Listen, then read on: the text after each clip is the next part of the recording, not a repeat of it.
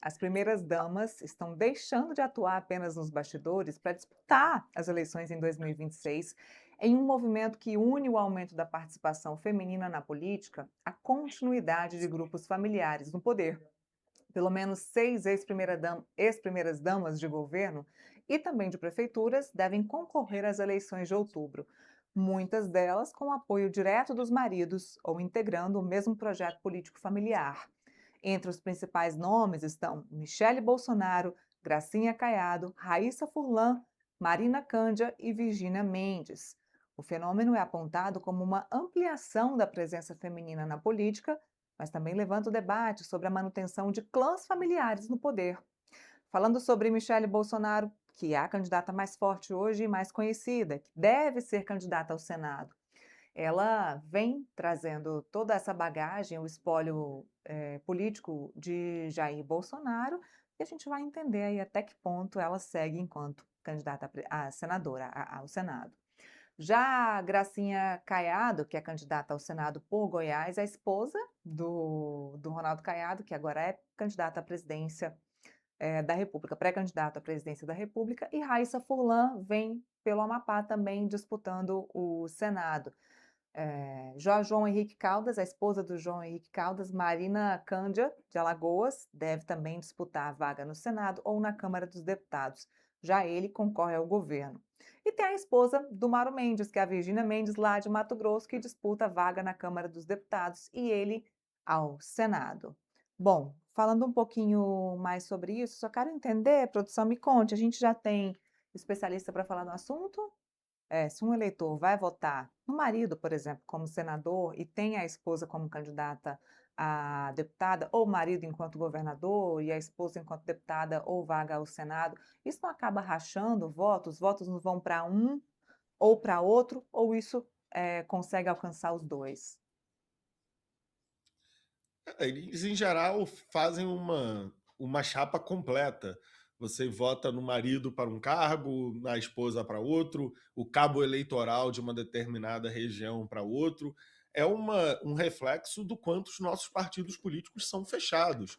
A sociedade, por meio dos seus representantes no Congresso Nacional, tomou uma série de decisões para tentar atrair mais mulheres para a política. Por exemplo, hoje há cotas femininas nas chapas para o legislativo, por exemplo. Um partido não pode concorrer sem mulheres na sua chapa ou sem um número mínimo de mulheres na sua chapa.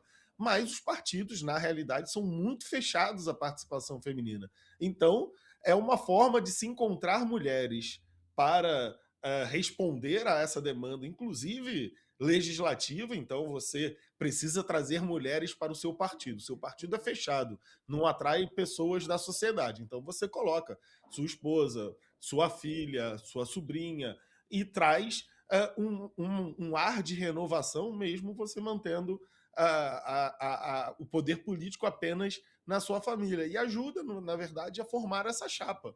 O, o líder da família consegue instruir o seu eleitor de cabo a rabo. Cada ano eleitoral a gente vota, por exemplo, esse ano serão 7 nomes.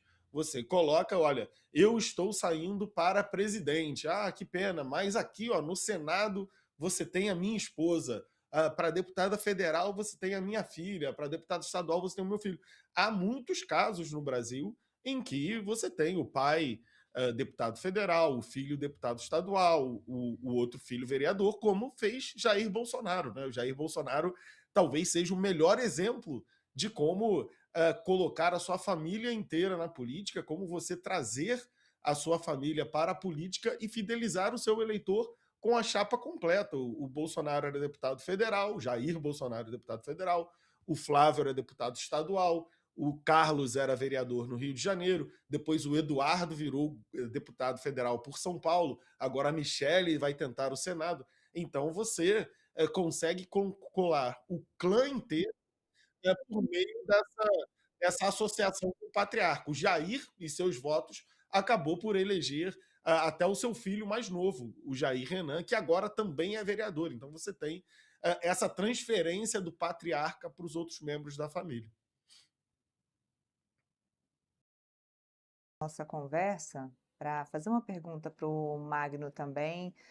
O Felipe me ouve? Bem, te ouço bem, Nila. Tudo bem? Pô, bom dia, Magno. Sempre um prazer estar contigo. Agora, Magno, a questão de fundo que eu acho de tudo isso é que, assim, eu não consigo falar mal quando eu vejo primeiras damas disputando a eleição, mesmo considerando tudo que você colocou, né, que é um clã, né, familiar, realmente, na verdade, o que está por trás é a manutenção de famílias tradicionais na política, não é renovação, né? Mas não dá para falar mal porque, infelizmente, né, no Brasil, né, a representatividade feminina ela é muito baixa, né? Tem poucas candidatas mulheres, apesar de termos cotas, né, para as mulheres disputarem as eleições dentro do partido. Os partidos políticos não cumprem a cota e depois conseguem no Congresso uma tal anistia e não pagam a multa que tem que pagar, né? E por conta disso, quando você vê que não tem mulheres no centro de poder decisório, né? É minha pergunta para você é muito mais abstrata. Eu sei que você é um cientista político apurado, tem estudos sobre as mais variadas vertentes. Como que a gente pode fazer as mulheres participarem mais da política? Né? A gente não depender tanto do clã familiar para, de fato, né, termos representatividade feminina na política. Bom, boa tarde, Felipe. Sempre um prazer. Você tem razão. É claro que essa análise toda não presume que a mulher vai ser só uma marionete do marido, que ela está ali só para fazer a vontade do pai dela ou quem quer que seja que tinha uma história na política e a trouxe. E também é verdade que é melhor uma presença feminina por meio de associação com outro homem que possa ter dado a sua bênção para a participação do que não ter participação feminina alguma. É o mesmo fenômeno que acontece com a renovação política. Você tem muitos jovens que entram na política. Talvez a maioria dos jovens que estejam hoje no Congresso Nacional estão no Congresso Nacional porque são parentes de outros políticos, mas é melhor que participem da política por meio de seus familiares do que não haja jovens na política. É uma questão muito difícil da gente resolver, Felipe, e a gente vem tentando resolver essa questão da participação feminina há muito tempo de diversas formas. Da cota mínima de participação feminina nas chapas, depois do gasto, da proporção de presença feminina à presença masculina, do gasto mínimo, da destinação mínima de fundo eleitoral para as candidaturas femininas. Há uma série de tentativas legislativas que nós fizemos para tentar fazer com que a participação feminina aconteça e que a gente acelere a representação feminina. De novo, não é que a representação feminina não esteja crescendo nos últimos 30 anos, mas ela cresce muito devagar e muita gente avalia que menos de 20% é uma parcela muito pequena da Câmara dos Deputados, que hoje, por exemplo, é ocupada por mulheres. Mas acho que o caminho passa por a gente falar mais sobre o tema, falar mais sobre a subrepresentação feminina, termos esse tema, talvez por campanhas educativas mais presentes na sociedade. A gente fala muito pouco sobre isso. Tem Câmara de Vereadores que não tem mulher alguma, por exemplo, então é um tema que merece mais a nossa atenção.